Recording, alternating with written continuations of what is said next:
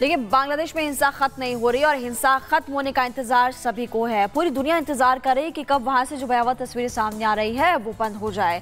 लेकिन अंतरिम सरकार का गठन हुआ, पीएम यूनुस जो है शपथ लेते हुए नजर आए, लेकिन अभी भी हिंसा वहां पर काबू में नहीं आ रही। बिल्कुल, इसी बीच आपको बता दें कि पूर्व प्रधानमंत्री शेख हसीना के बेटे का बड़ा बयान सामने आया है। उन्होंने ये दावा किया है कि स्थिति जो बांग्लादेश में बनी हुई है उस पर सिर्फ कंट्रोल जो है शेख हसीना ही पा सकती है। यही नहीं, संजीव वाजिद ने ये तक कह दिया है कि अगर आज बांग्लादेश में चुनाव होते हैं तो शेख हसीना ही लौट आएंगे।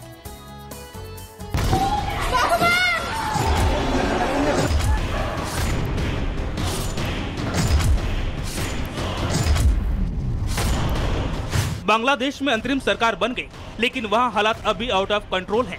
पूरे देश में अराजकता का माहौल है और वहां टारगेट पर अल्पसंख्यक हिंदू हैं।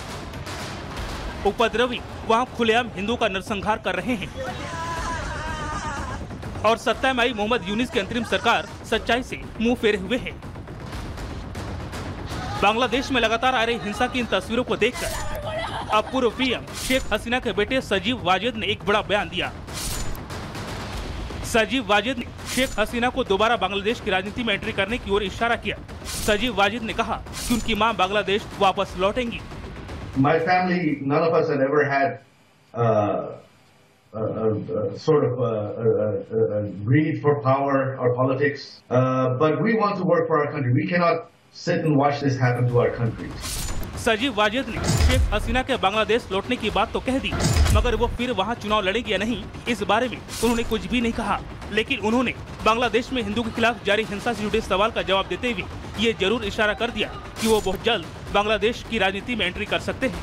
The minorities are trying to flee the country.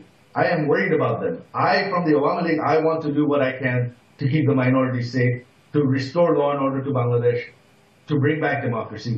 That is our goal. Right now, the situation is very bad. There is no law and order. Minorities are being attacked. आपको बता दें, बांग्लादेश में अंतरिम सरकार ने मंत्रियों के पोर्टफोलियो का बंटवारा भी कर लिया है। अंतरिम सरकार का शीर्ष नेतृत्व संभाल रहे मोहम्मद यूनुस ने जहां अपने पास 27 मंत्रालय रखा है, तो वहीं बांग्लादेश में छात्र आंदोलन से जुड़े 2 छात्र नेता को भी सत्ता में जगह दी गई है। लेकिन अंतरिम सरकार के सत्ता संभालने के बावजूद वहां के हालात में कोई परिवर्तन आता नहीं दिख रहा है। वहां सुप्रीम कोर्ट के चीफ जस्टिस के घर पर बीएनपी और जमात-ए-इस्लामी के कट्टरपंथियों के हमले के बाद वहां के चीफ जस्टिस ओबेदुल हसन ने भी इस्तीफा दे दिया है। बांग्लादेश में पैदा हुए इस हालात को लेकर भी पूर्व पीएम शेख हसीना के बेटे संजीव वाजिद ने सोशल मीडिया एक्स पर पोस्ट किया। उन्होंने लिखा, प्रदर्शनकारियों ने सुप्रीम कोर्ट पर हमला करने और बांग्लादेश के मुख्य न्यायाधीश के घर को जलाने की धमकी दी।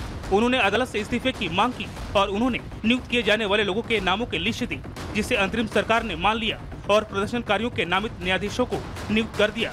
किसी देश के सर्वोच्च न्यायालय को बिना किसी उचित प्रक्रिया के, बिना निर्वाचित संसद के कैसे बदला जा सकता है? ये सुधार नहीं, ये भीड़ तंत्र है। बांग्लादेश में कानून का कोई राज नहीं है। इस पोस्ट में संजीव वाजिद ने वहां स्वतंत्र तौर पर काम कर रहे 41 पत्रकारों की सुरक्षा को लेकर भी आगाह किया।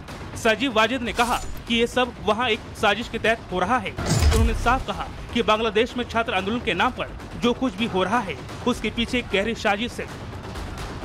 Where did these weapons come into Bangladesh from? How did the students get weapons? So these weren't students.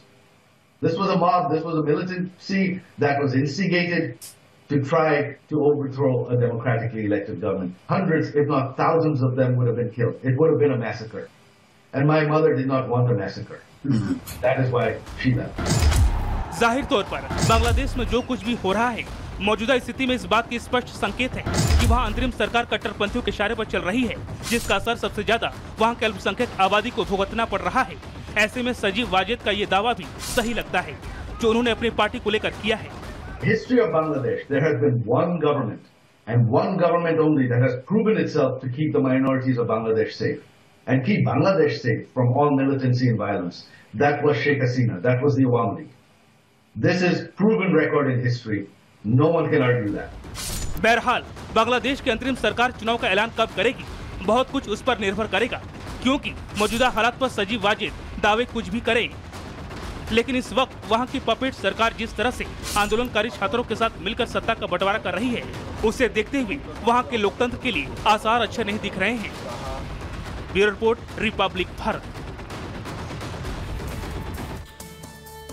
चलिए आगे बढ़ते हैं, बात पाकिस्तान की कर लेते हैं। अपने पड़ोसी देशों में आतंक और नफरत का बीज बोने वाला पाकिस्तान बांग्लादेश की हालत को देखकर काफी खुश हो रहा था, लेकिन कहते हैं ना कि जो दूसरों की बर्बादी का जश्न मनाते हैं उनकी तबाही के स्क्रिप्ट खुद ब खुद उनके कर्म लिख देते हैं, और ऐसा ही पाकिस्तान के साथ हो रहा है। पाकिस्तान ऐसा ही उनके साथ हुआ। देखिए, जो पड़ोसियों के लिए बोया उसकी फसल वो बलूचिस्तान में काट रहा है। बलूचिस्तान में प्रदर्शन हुआ था और इस वक्त यही प्रदर्शन जो है पाकिस्तान के लिए नासूर बन चुका है। क्या है पूरा मामला, इस रिपोर्ट को आप देख लीजिए।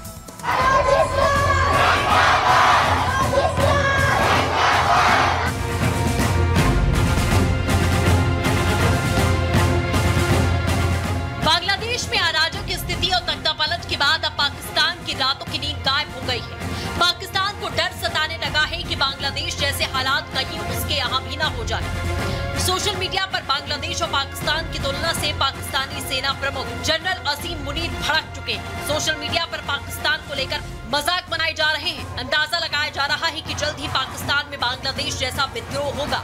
पाकिस्तान के सेना प्रमुख जनरल असीम मुनीर ने देश में अराजकता पैदा करने की कोशिश करने वालों को कड़ी चेतावनी दी है। सेना ऐसी किसी भी कोशिश को नाकाम कर देगी और देश की हिफाजत करेगी। लेकिन जनरल मुनीर आखिर इतने परेशान क्यों हैं? आखिर उन्हें भगवान की कसम क्यों खानी पड़ रही है?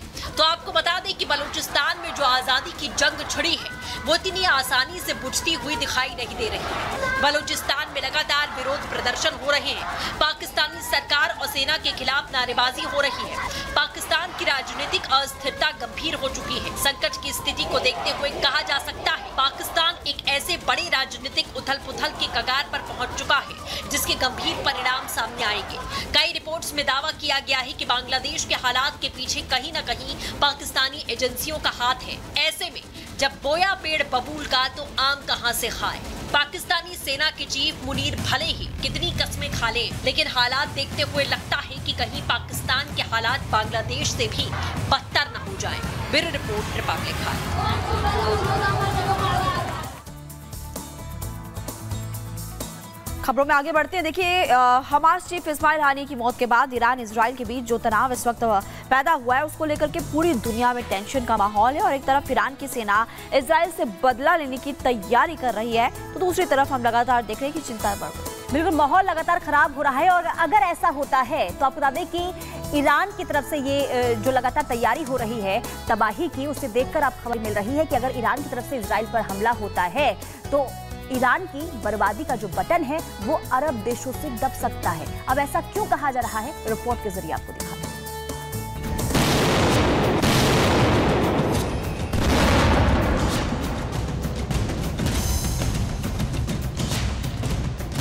ईरान की सेना इजराइल पर हमले को लेकर बेचैन है। कहा जा रहा है कि इजराइल को सबक सिखाने को तैयार ईरानी सेना अपने राष्ट्रपति से हमले का ग्रीन सिग्नल मिलने का इंतजार कर रही है। लेकिन हमास चीफ इस्माइल हानिया की मौत का बदला लेने के लिए इजराइल पर हमले को लेकर ईरान में ही दो फाड़ हो गया है। रिपोर्ट के मुताबिक ईरान के नवनिर्वाचित राष्ट्रपति मसूद पेजेशकियन और शक्तिशाली इस्लामिक रिवॉल्यूशनरी गार्ड कॉर्प्स के कुछ कट्टरपंथियों के बीच इस मुद्दे को लेकर तकरार की स्थिति है।